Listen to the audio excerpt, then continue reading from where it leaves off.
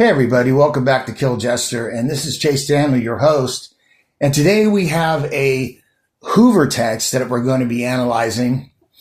Give you some context of this. On Valentine's Day of 2025, the sender of this particular text to their significant other, she ended the relationship. She launched a smear campaign against her significant other on social media, did a character assassination to him to everyone, and then ghosted him so he couldn't defend himself, and then goes ghost. So he receives this on Valentine's Day, 2026 of this year. So exactly 1 year to the date, this text lands on his phone.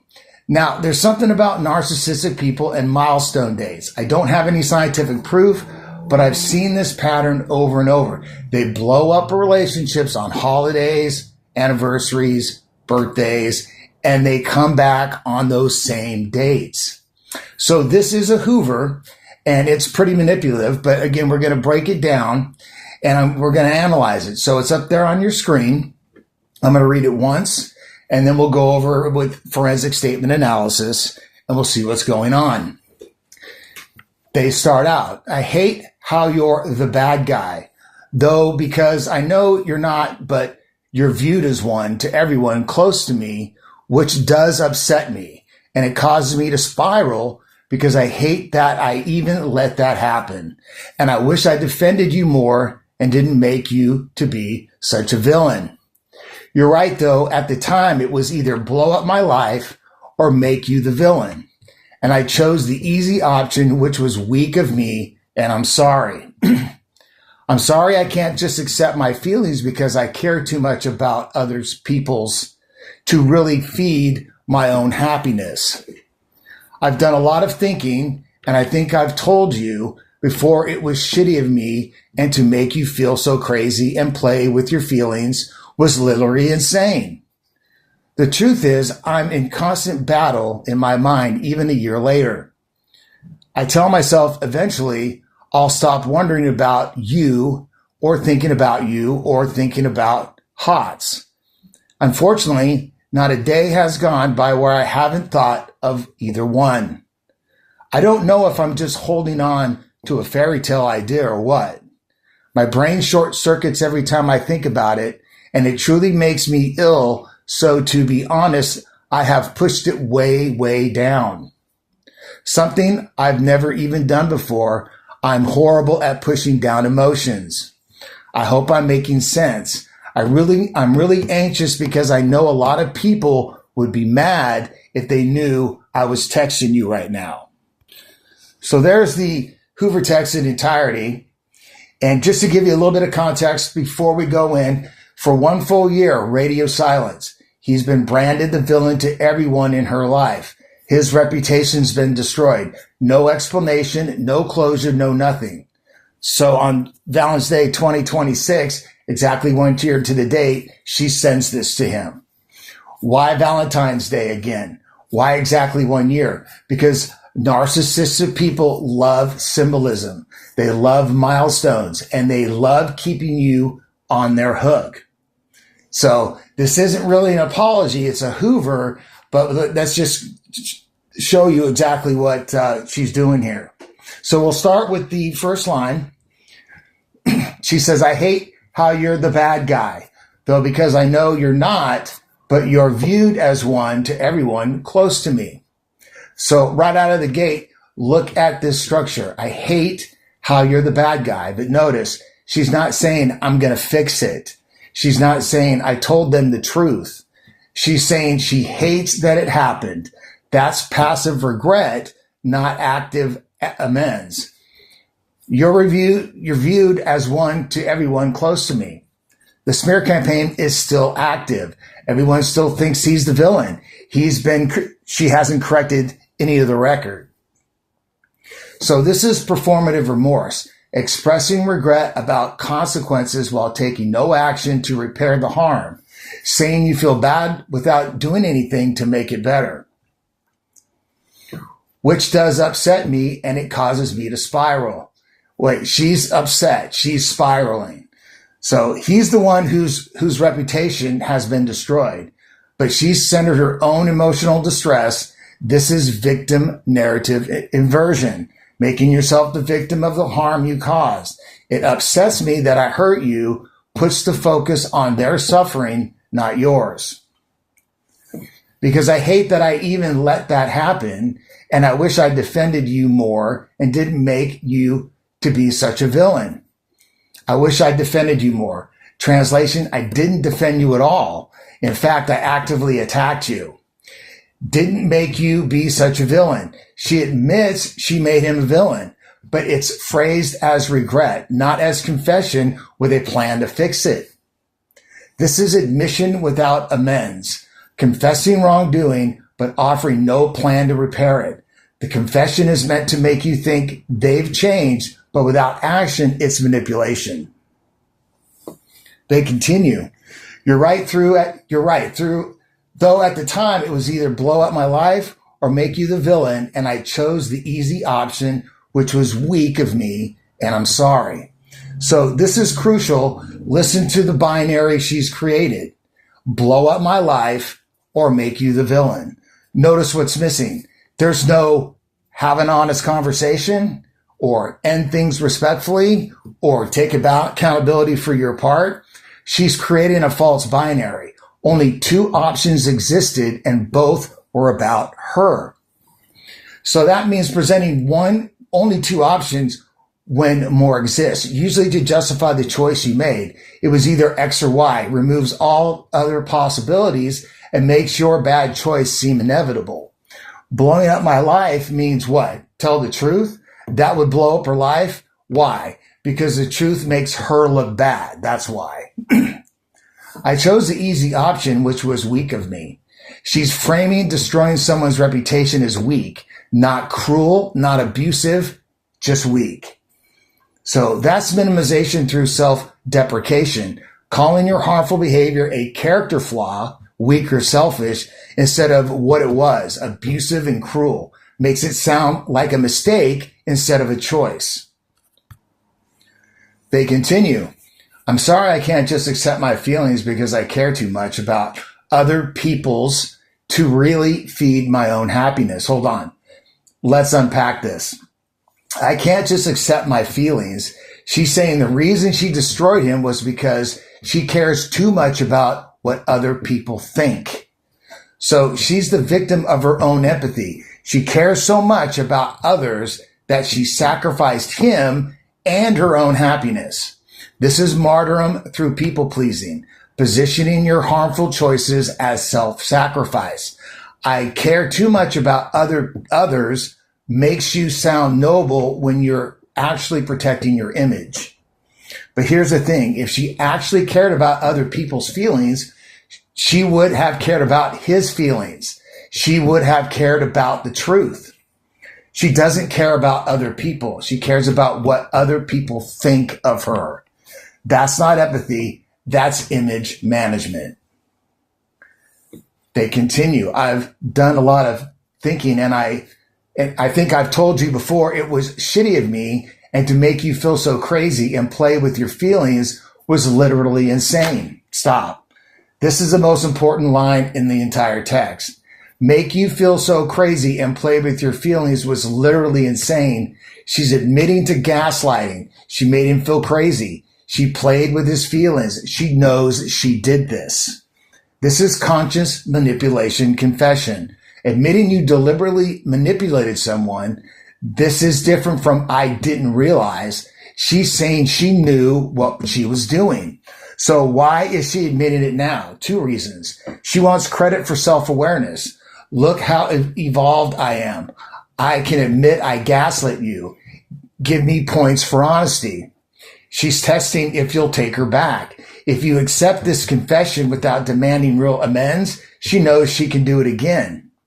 But notice when she says insane, not wrong, not abusive, insane. Like it was crazy behavior, not calculated cruelty. That's still minimization. She continues, the truth is, I'm in constant battle in my mind, even a year later. I tell myself eventually I'll stop wondering about you or thinking about HOTS. Unfortunately, not a day has gone by where I haven't thought of either one. Now we get into the love bombing, and this is usually how it's structured. It's usually the third or fourth thing that comes in a Hoover. Not a day has gone by where I haven't thought of either one. Translation, I think about you every single day. You're always on my mind. I can't let it go. This is designed to make him feel special, wanted, like he still matters to her. But remember, for 365 days, she let him believe he was the villain. For 365 days, the smear campaign stood. For 365 days, there was no contact. If she thought about him every day, she could have reached out any day. She could have corrected the record any day. She didn't, because this isn't about missing him. This is about hoovering him. Hoovering, what does that mean? Everybody should know that, but reestablishing contact with someone you discarded to see if they're still available for supply. Named after the Hoover vacuum, sucking the person back in. I'm in constant battle in my mind. She's positioning herself as tortured, conflicted, unable to move on. But she did move on for a full year. She only came back when she was ready on a symbolic date. This isn't confusion. This is calculated re-engagement. She continues, I don't know if I'm just holding on to a fairy tale idea or what. My brain short circuits every time I think about it, and it truly makes me ill. So to be honest, I have pushed it way, way down. My brain short circuits every time I think about it, and it truly makes me ill. So she can't even think about it. It's too painful.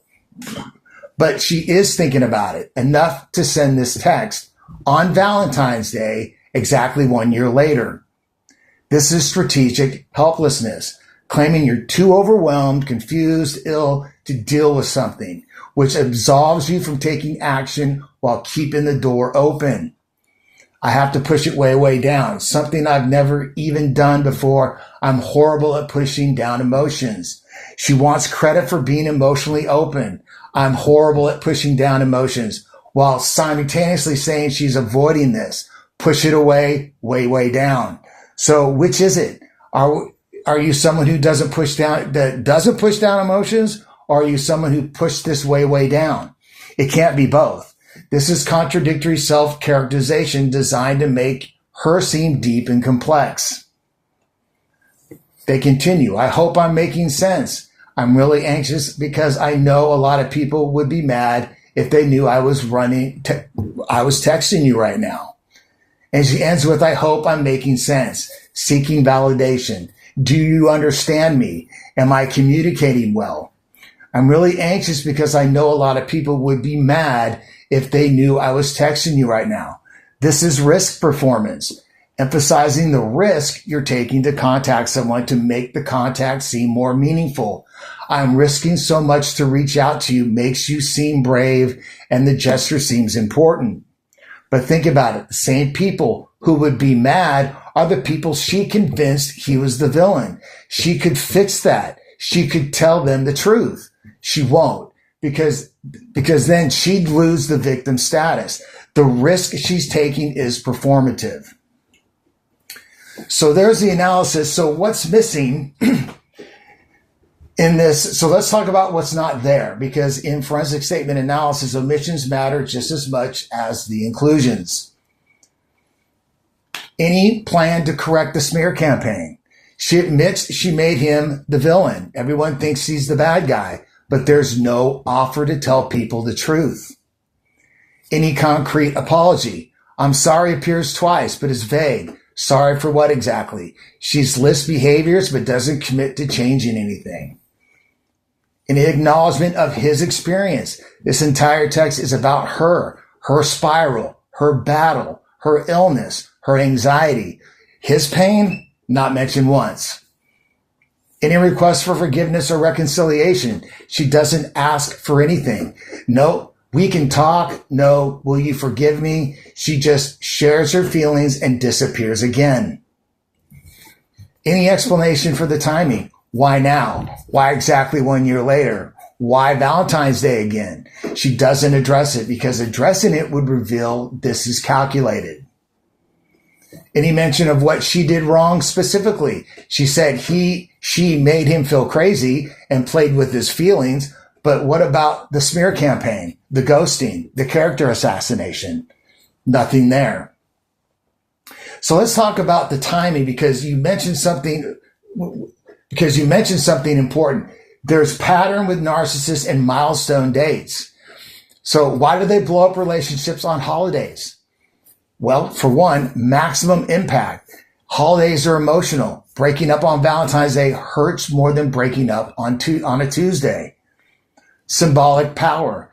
They're rewriting the meaning of that day. Now Valentine's Day is the day she left instead of day of love. Memory anchoring.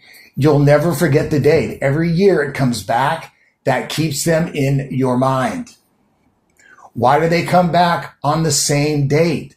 Completion of the cycle. 1 year later creates symmetry. It feels meaningful, faded, romantic even. Testing if the anchor work. Do you think about her today? Of course you do. It's the anniversary. She knows you're vulnerable.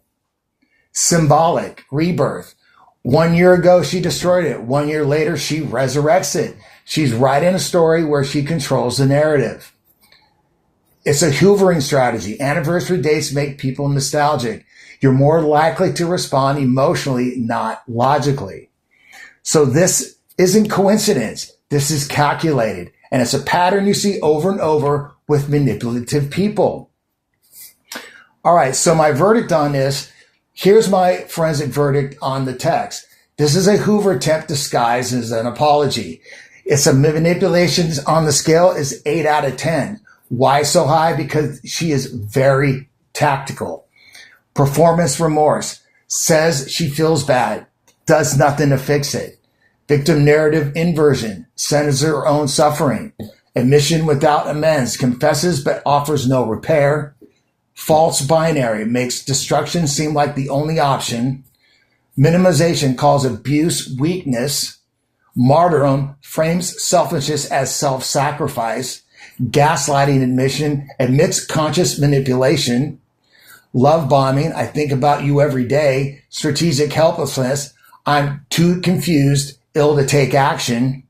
Risk performance. People would be mad if they knew. Calculated timing exactly 1 year later on Valentine's Day. What makes this different from a real apology? Real apologies would include specific acknowledgement of harm, understanding of impact on the other person, plan to make amends, changed behavior, no expectations of forgiveness. This text includes vague regret, focus on her own feelings, no plan to fix anything, same behavior, still hasn't corrected the smear campaign, implicit expectation he'll respond positively. What she's really saying is, I destroyed your reputation and ghosted you for a year. I'm not going to fix any of it, but I want you to know I think about you sometimes and it makes me sad. Please validate my feelings and consider taking me back, even though nothing has changed. That's not an apology. That's narcissistic supply seeking. What this teaches us. So what did we learn from this? Watching the time of the contact from exes, milestone dates, anniversaries, holidays, birthdays are common for Hoover attempts. It's not fate, it's strategy. Admission without amends is manipulation. I know I hurt you without here's how I'll fix it is just confession as performance. Real change requires action, not just awareness. Pay attention to whose experience is centered. This entire text is about her feelings, her spiral, her battle, her illness, her experience. Irrelevant. That tells you everything. Correct smear campaigns is the bare minimum. If someone admits they made you the villain but won't tell people the truth, they don't actually regret it. They just regret how it makes them feel. Love bombing looks like confession. I think about you every day sounds romantic, but if they thought about you every day for 365 days and did nothing, it's not love. It's obsession with control. I'm not good at X while doing X is a manipulation tactic. I'm horrible at pushing down emotions while pushing down emotions is trying to have it both ways. It's image management. Risk performance is emotional manipulation. People who would be mad if they knew I was texting you is meant to make the text seem brave and meaningful, but the risk is fake. She created it. Hoovering works on anniversaries because emotions override logic. On the 1 year mark, you're already thinking about them. You're vulnerable. They know this. That's why they contact you then. So if you're a person who received this text, here's what you need to know. She's testing if you're still available. If you respond positively, she knows she can come back and leave again whenever she wants. The smear campaign is still active. Everyone still thinks you're the villain. She's admitted it. She's not fixing it. That means if you take her back, you're signing up for that to continue. Nothing has changed. She didn't get therapy. She didn't make amends. She didn't tell people the truth. She sent a text on an anniversary and that's it. So your options are, don't respond. This is often the best choice. No response is a response. It says, your apology isn't enough and I'm not available for this. Or respond with boundaries. I appreciate your acknowledging what happened. If you're serious about making amends, you need to correct the narrative with the people you lied to. Until then, please don't contact me. Or respond with questions. What specifically are you apologizing for? What are you going to do to fix the damage? Why are you contacting me now? Make her be specific. Watch her avoid. What not to do. Accept vague apologies as proof of change. Take responsibility for her feelings. I'm sorry you're spiraling. Minimize what she did. It's okay, I understand. Re-engage without seeing changed behavior. Believe that thinking about you equals loving you. So the pattern, here's a pattern to watch for. Discard. They have abruptly, often on a meaningful date, they destroy your reputation. You can't defend yourself. Then go silent. Months or a year of nothing. You're left to heal alone while carrying the villain label. Then the Hoover. They contact you on an anniversary or holiday. Vague apology, admission without amends, love bombing mixed with victim narrative. Then they test. They see if you'll respond. If you do, they know you're still available. If you don't, they try again later. And then repeat. If you take them back, the cycle starts over. Nothing changes because nothing changed. Don't fall for the Hoover. Anniversary contact is a strategy, not a sign. So in closing, to the person who received this text, you're not crazy for feeling conflicted. Anniversary dates are powerful. Her admission feels good after a year of being the villain. But read it again. Count how many times she centers herself. Count how many concrete amends she offers. Count how many times she acknowledges your experience. 0. This text is about her feelings, her spiral, her battle, her risk. You're just the audience. Real apologies come with changed behavior. Real amends include repairing the damage. Real accountability doesn't wait for meaningful dates.